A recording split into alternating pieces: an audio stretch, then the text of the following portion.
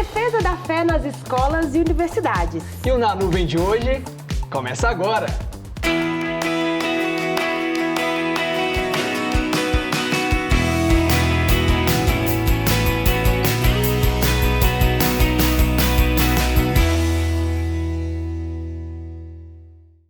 Os estudantes de hoje têm passado um desafio tão grande nessa arinha, com pensamentos ideológicos malignos que estão entrando nas universidades, nas escolas. Exatamente. Requer um posicionamento para aqueles que são cristãos diante aí desse campo, né? Tantos desafios. E é um pouco do que nós vamos falar hoje. E nós trouxemos dois convidados especiais aqui nessa arinha para falar um pouco desse tema e para nós aprendermos também como posicionarmos nas nossas escolas. Exatamente. E o primeiro convidado é Eduardo. Acertei? Belloni? Eduardo Belloni. Eduardo. É mais conhecido como Ed, fica mais fácil. Exatamente. Bem, e temos gente. também a Letícia Fialho. Tudo bem, Letícia? Ei, gente, obrigada pelo convite. Isso mesmo, gente. É uma alegria, viu, estar aqui com A vocês. gente que agradece. Esse tema aí que é um grande desafio também, né? Estar nesse lugar, né? Primeiro eu falo dessa escolha. Sim. De estar ali na escola, na universidade, né? É um lugar de capacitação. Mas nós, como cristãos, algo que nós falamos tanto aqui no programa, requer também esse posicionamento. Então, vou chamar você de Ed, pode ser? Professor Ed. Pode. E aí, Ed, como você vê, né? Você que também é do ramo aí, né? Dos Sim. estudos, da pedagogia, como que você vê isso? Então, a gente está vivendo uma fase, Sara, de grandes desafios. Quais que são esses desafios? O jovem hoje, ele tem que entender que tanto na escola quanto na universidade é um campo missionário. Então, ele tem que entender que ele está indo por uma guerra de narrativa, uma guerra de ideologia e uma guerra de valores. E defender sua fé na universidade ou na escola não é tão simples assim. Requer dedicação, requer compromisso e requer uns eixos que a gente pode falar e tratar que não pode deixar de desalinhar. Vida com a igreja, vida de comunhão e entender esse contexto histórico que ele está vivendo. Entender, por exemplo, se ele for da área de humanas, ele tem uma linha para estudar. A área de exatas até tem, mas não é tão forte assim, mas existe, porque infelizmente a universidade, as escolas, elas estão tomadas com narrativas ideológicas que são contra valores cristãos. Sim. Porque o interessante não é só se capacitar, é entender que você tem um campo missionário, que você tem uma vocação e que a universidade não é um lazer para você fazer amiguinhos. São 4 anos que talvez pode julgar a sua eternidade.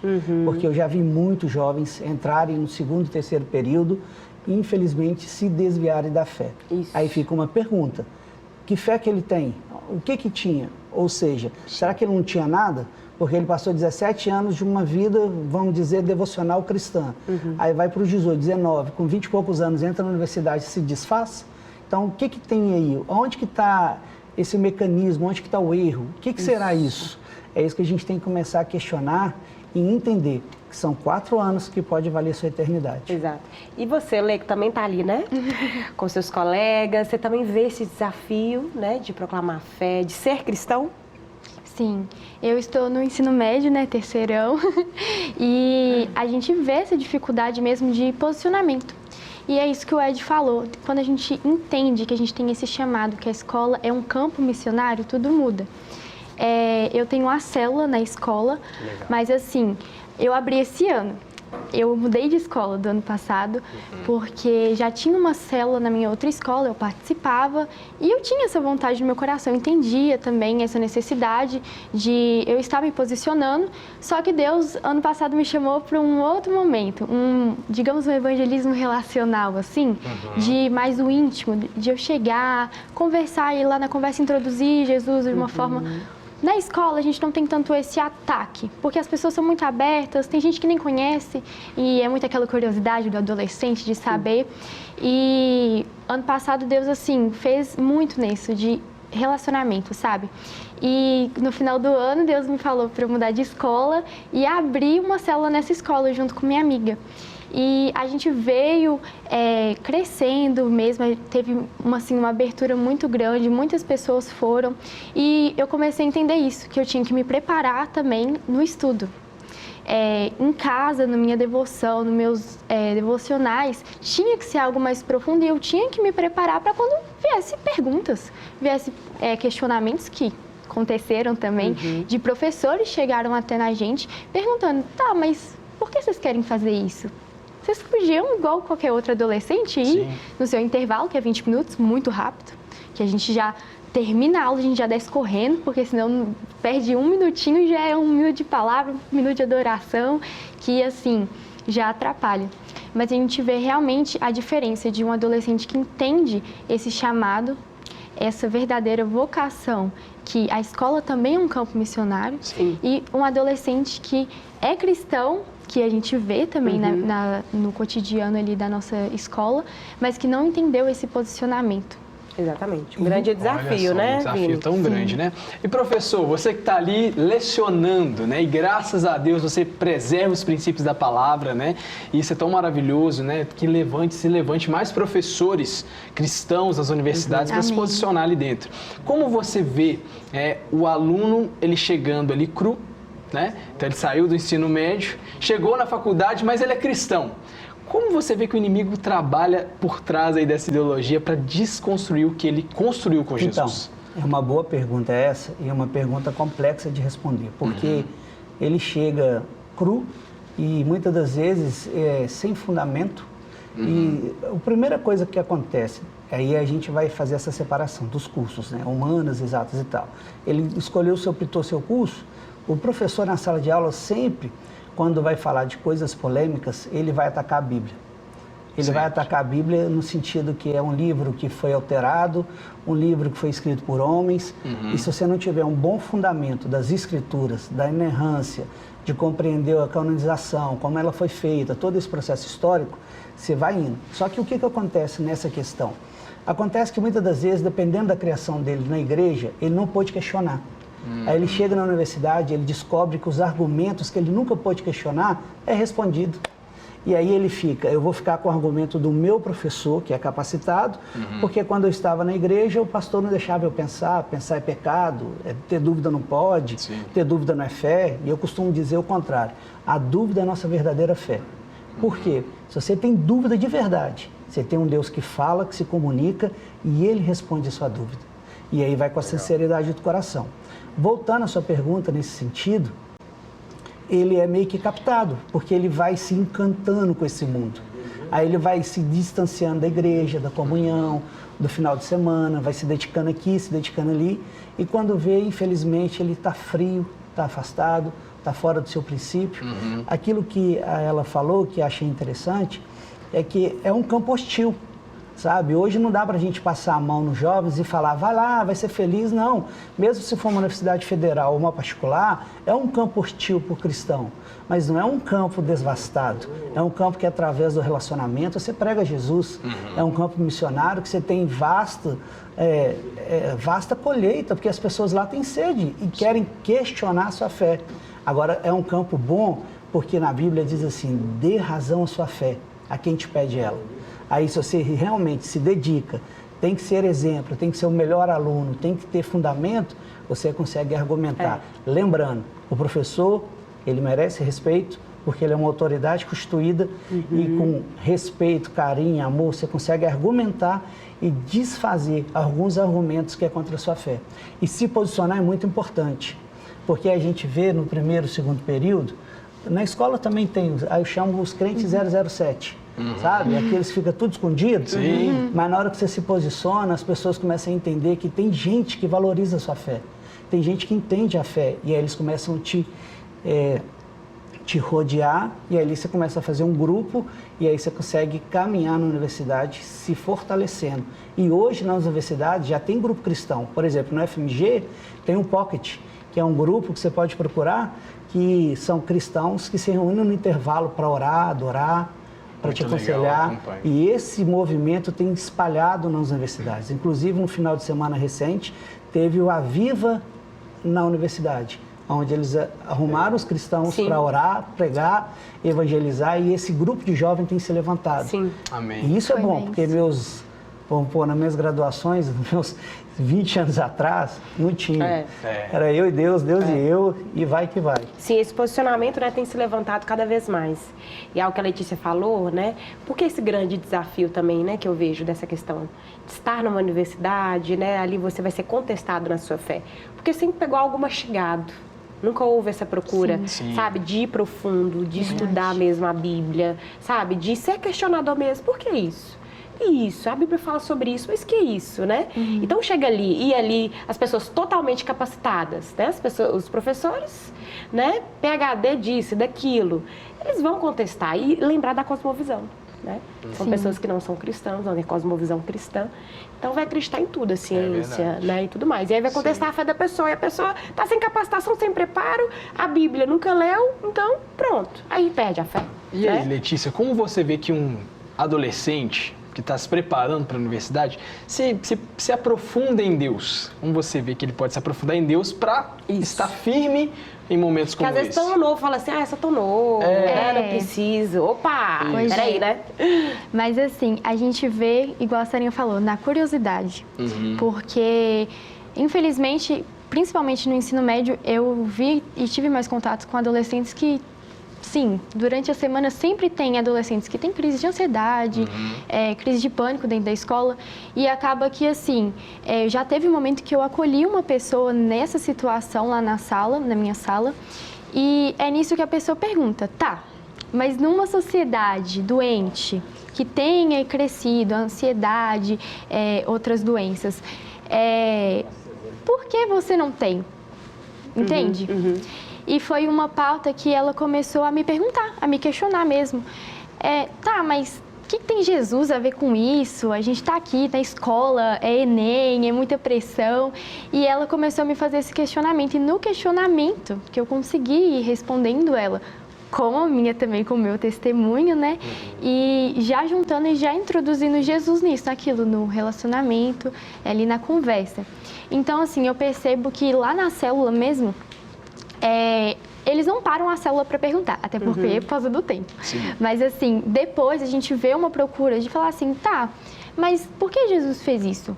Mas quem foi Jesus? Jesus foi só uma pessoa histórica? Por quê? Por quê? Por quê? Questionamentos. E com isso eu também peço ajuda também às vezes os pastores, porque para conseguir mesmo caminhar aquela pessoa, porque tem cristãos que também chegam para mim e falam assim, tá, Letícia, mas eu vivi a minha vida toda na igreja, eu cresci na igreja, sempre me falaram isso, mas eu nunca entendi realmente isso. Sim. E fica esse questionamento mesmo. Então, eu vejo que esse sair da nossa bolha, né? De ir se posicionando, igual lá no recreio, minha professora, ela empresta pra gente um microfone e ali tem pessoas que estão lanchando, às vezes nem estão participando e escutam falar, já gera um interesse, gera uma dúvida, manda mensagem pra gente no Instagram, a gente tem esse acolhimento no Instagram também, a gente tem um grupo no WhatsApp e assim, é isso, do questionamento. A gente consegue introduzir nisso, mas tem que ter também uma apontada da pessoa também. Quando a gente também não pode ser invasivo também, porque os adolescentes sempre estão na defensiva, sempre está assim, preparado para uma resposta. Se você chega já falando alguma coisa, já assim, tá, já chega uma resposta pronta. Mas é nessa que a gente introduz mesmo, Jesus começa a falar sobre isso com eles. Oi, gente, eu sou a Júlia. E aí, gente, eu sou o Stanley. Nós somos líderes do clubinho do Campus 1, no Cefet MG. Oi, gente, eu sou a Abdala. Eu sou o Gabriel. E nós somos os líderes do clubinho do Campus 2. O clubinho é uma célula que está aqui no Cefet já há bastante tempo. E assim, de geração em geração, de época em época, eu tenho passando líderes até chegar hoje na gente. E é um lugar onde realmente vários jovens dos mais diversos cursos, mais diversos áreas que tem aqui no Cefet vêm para ter um momento de comunhão e participar, realmente poder ouvir um pouco do Evangelho, levar o Evangelho de Cristo, as mais diversas realidades. A gente sabe que muita gente vem de diversos contextos, diversos locais, e a gente realmente está aqui com esse propósito de pregar o Evangelho. Nós temos encontros semanais em que a gente faz momentos de pregação da palavra, de louvor, de momentos de confraternização, rodas de conversa, evangelismo, para incluir as pessoas e para que nós possamos nos aproximar mais de Deus. E esse ano nós iniciamos um projeto novo, que é a Salinha de Oração, em que nós nos reunimos em uma sala no Cefet, uma sala vazia, uma vez na semana e oramos uns pelos outros. Isso tem sido edificante e fortalecido a nossa fé. Diferente do outro campus, do Campus 1, o nosso clubinho ele nasceu só em 2022, então ele é mais novinho. Exatamente, o clubinho do Campus 1 existe há mais ou menos uns 40 anos, está aí de geração em geração. E o clubinho do Campus 2 aqui surgiu em 2022 com a necessidade de criar uma célula, um ambiente cristão para as pessoas poderem conviver, compartilhar a palavra de Deus aqui nesse campus também. E a gente está aqui até hoje, perdurando, e em nome de Jesus vamos continuar crescendo, vamos continuar trazendo mais pessoas, fazendo com que a palavra de Deus seja cada vez mais conhecida aqui nesse campus também e até os confins da terra. E com isso o clubinho se torna esse lugar onde os jovens aqui do Cefet, que a gente sabe que passam por diversas dificuldades, podem ter um lugar onde que eles podem se chegar a Deus, tem um lugar onde eles podem realmente ter pessoas com quem eles podem contar, não seja um momento bom, um momento ruim, e estar ali firmar todo mundo junto, realmente mantendo a unidade do corpo de Cristo. E o clubinho é esse lugar onde a gente está aqui para cuidar das pessoas e mostrar para os jovens que eles não estão sozinhos e que, muito mais que isso, eles têm uma missão aqui dentro, que eles não estão aqui só para estudar, mas realmente para levar o nome de Cristo, levar o Evangelho a tantas pessoas que ainda não conhecem. Temos que tomar cuidado também com, muitas vezes, cristãos que estão indo para uma área dizendo que são cristãos progressistas e defendendo algo que vai desfazer das Escrituras. E o que são os progressistas? São pessoas que estão defendendo uma ideia que a sociedade ela é conservadora, arcaica, e que certos movimentos na sociedade ela tem que progredir. Na verdade, não está progredindo, está regredindo. Por exemplo, te dar um exemplo hipotético. Eu sou radicalmente contra um homem que se identifica como uma mulher e vai no banheiro feminino onde tem uma menina. Isso seria o progressismo. Sim. E tem cristão defendendo isso, defendendo o aborto. Então, são coisas que são contra os valores, nem estou dizendo a questão da palavra, são coisas que são contra os valores morais do cristianismo histórico. Certo. E a gente tem que defender isso e tomar cuidado, porque entra numa questão que você deve ver muito, a religião que eu costumo dizer, a religião não tem nada a ver. Sim. Isso aqui não tem nada a ver, isso aqui não tem nada a ver. Aí na hora que a gente vê, a gente está dentro de um movimento, de uma sociedade que é relativista. Sim. Não tem nada a ver, não tem verdade absoluta. Mas o que você está dizendo então é uma verdade absoluta. Então a gente fica sem valores, a gente fica sem princípios. E a gente tem que tomar muito cuidado, justamente por causa disso. A gente tem que se rodear. E claro, voltando uma prática bem simples. Nada que um coração quebrantado, devocional e jejum com o Senhor não resolva. Mas a gente tem que estar cercado também de bons valores. Exatamente. Por isso que não é só, né? Eu gosto muito que Jó fala, né? Eu conhecia Deus só de ouvir falar, agora os meus olhos te veem. Realmente a pessoa ela ter experiência com Deus, vida com Deus, essa capacitação, Sim. eu acho muito importante. Para ela conseguir defender a fé dela nesse campo, né? Porque se ela tá ali meio bambiando, não vai dar certo. Não vai, tem que ter uma boa base na escritura. Exatamente, por isso que entra também a questão dos pais. O ensino começa em casa. Pai e mãe sentar, eu falo isso muito lá, né, com os pais dos adolescentes, esse diálogo começar em casa. Fala, filho, e sobre esse tema, o que você pensa? Não, mas o que a Bíblia fala? Né? Nós acreditamos na Bíblia, na palavra. Deixar que, né? que o adolescente ou a criança expresse, então, sua dúvida. Isso. Né? Ou até a sua não concordância para depois entender do que fazer engolir ali sem digerir. Né? Porque esse questionamento não está também só na universidade, na escola. Gente, você vai assistir um filme. Pega um filme hoje. Filme aleatório ali no stream ali. Você vai ver, aquilo ali já tem uma visão. Sim. Já tem entendeu? uma visão. Vai no Exatamente. cinema também tem. Então, às vezes um filme que o pai sentar com o filho e fala, filho, olha o que esse filme está falando, né? E trazer o contraponto da palavra, das escrituras, já faz toda a diferença. Sim. Né? Você citou alguns termos e talvez tenha algumas pessoas de casa que não entendem, né? O que seria ideologia de gênero? Então, ideologia de gênero é um processo que foi construído ali na década de 17, 18, aonde vai falar da identidade da pessoa. Você pode ser aquilo que você quiser ser, seu desejo, suas emoções, e isso é meio que contraditório, porque se você parar para pensar na ciência, não tem o seu desejo, por exemplo, na área sexual. Na ciência só existe 2 cromossomos, XX e XY. Sim. E aí é ciência. Só que quando você vai falar com essas pessoas, elas dizem que isso não existe. Na psicologia a gente vê muito isso. Na psicologia social, que é o crime da psicologia, eu falo crime porque assim, é onde que ali é maçante essas ideologias. Exato. E aí você vai, bem que imputado para você que você pode ser aquilo que seu desejo quer que você seja. Aí vamos lá, vamos para o princípio. O desejo do coração do homem nunca é bom. Sempre vai te levar para um caminho ruim. E o seu desejo nem sempre vai ser, seja feliz. Isso não é uma felicidade.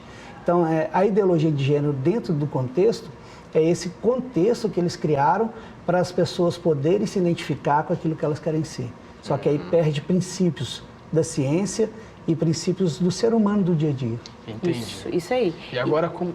Pode falar. Como posicionar, então, a favor dos princípios bíblicos? Como você tem se posicionado na sua escola?